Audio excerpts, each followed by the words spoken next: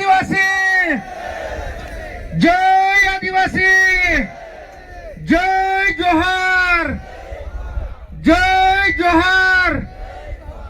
અહીંયા ગાડી ઉપસ્થિત આપણા જેઓ હંમેશા સરકાર સામે મજબૂતાઈથી અવાજ ઉઠાવે છે એવા આપણા ધારાસભ્ય શ્રી ગોપાલભાઈ માટે આપણે જોરદાર તાળીઓના ગણગણાટથી એમને વધાવી લઈએ। સાથે સાથે જેમને આખા ગુજરાતની જવાબદારી આપી છે સંગઠનને મજબૂત કરવાની અને ખૂબ જવાબદારીપૂર્વક એમનું કામ નિભાવી રહ્યા છે એવા મનોજભાઈ સોરઠિયાજીનું પણ આપણે તાળીઓના ગણગણાટથી એમનું સ્વાગત કરી લઈએ। અને જેમને વિદ્યાર્થી નેતા કહે છે, આજે એમને ગાંધીનગરમાં પણ જ્યારે જાય તો એમને પ્રવેશ બંધ કરાવી દે છે। હંમેશા તમામ વિસ્તારના મુદ્દાઓ એ આ સરકાર સામે ઉઠાવે છે એવા યુવરાજસિંહ જાડેજા બાપુ પણ આપણી વચ્ચે પધાર્યા છે। તેમજ દિલ્હીથી આપણા ધારાસભ્ય શ્રી એવા દિનેશ મોહનિયાજી અહીં પધાર્યા છે અને તમામ છોટાઉદેપુર જિલ્લાના મારા આગેવાન શ્રીઓ, વડીલ શ્રીઓ, ભાઈઓ બહેનો, યુવા સાથી મિત્રોનું અમે આજ રોજ આમ આદમી પાર્ટી પરિવાર તરફથી અને સાથે સાથે ચૈતરભાઈ અને ચૈતરભાઈના પરિવાર તરફથી આપને જય જોહાર। મિત્રો, આ અત્યારે હસ્તાક્ષર અભિયાન જે આપણા અલગ અલગ જિલ્લાઓમાં ચાલી રહ્યું છે, આજે ચૈતરભાઈના સમર્થનમાં આજે ખૂબ લોકો અને દરેક સમાજના લોકો આજે ચૈતરભાઈને સમર્થન આપે છે।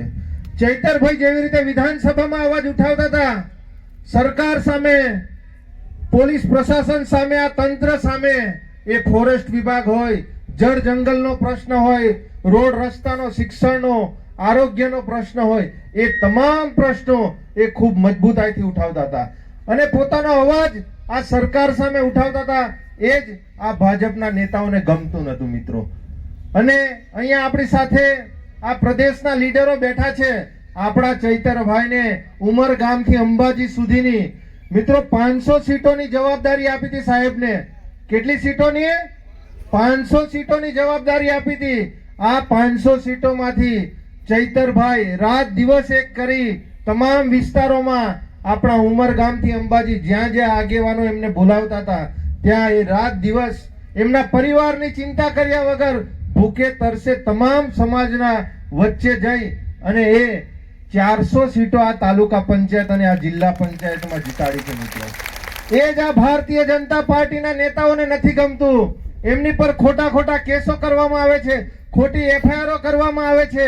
અહીંયા આપણા છોટાઉદેપુર જિલ્લામાં પણ આપણે આ છોટાઉદેપુર તાલુકા પંચાયત આપણે અહીંયા બનાવી રહ્યા હતા, પણ આ ભારતીય જનતા પાર્ટીના નેતાઓએ આપણા જે આગેવાનો છે, આપણા જે સદસ્યો છે, એ લોકોને કિડનેપિંગ કરીને એ લોકો ઉઠાવી ગયા હતા ને।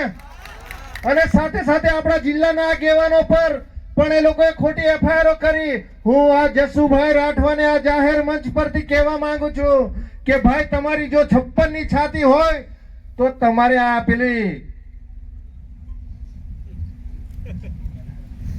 જે કિડનેપિંગ જે કામ કરો છો તમે, તમારી પાસે એટલો જ પાવર છે અને એટલી બધી તમે જે આ 56 ની છાતી એવું તમે કહો છો તો ભાઈ તમારે એટલી સીટો જીતવી જોઈએ ને। શાના માટે તમે આ દિવાલો તોડીને તમે આ કિડનેપિંગ જેવો માહોલ બનાવ્યો? શાના માટે આ પોલીસોને તમે 500 મીટર સુધી ત્યાં આગળ ઊભી રાખી અને અમારા આગેવાનોને તમે 2-3 જણને ઉઠાવી ગયા? જો તમારી પાસે એટલી જો હિંમત હોત તો ખરેખર એ તાલુકા પંચાયતમાં તમારે ચૂંટણી કરાવી જોઈતી હતી, તો ખબર પડતી કે આમ આદમી પાર્ટીના જે એક વફાદાર કાર્યકર્તાઓ છે એ ખરેખર આ છોટાઉદેપુર તાલુકા પંચાયત સીટ બનાવતા ને।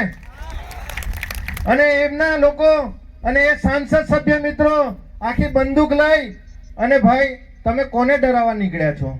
આ આદિવાસીઓને ડરાવવા નીકળ્યા છો? તમે વરઘોડામાં તમે બંદૂકો લઈને ફરો છો। આ છોટાઉદેપુરની પોલીસને પણ અમે કહેવા માંગીએ છીએ કે ભાઈ, શું કાયદો આ દેશમાં શું બે કાયદાઓ ચાલે છે?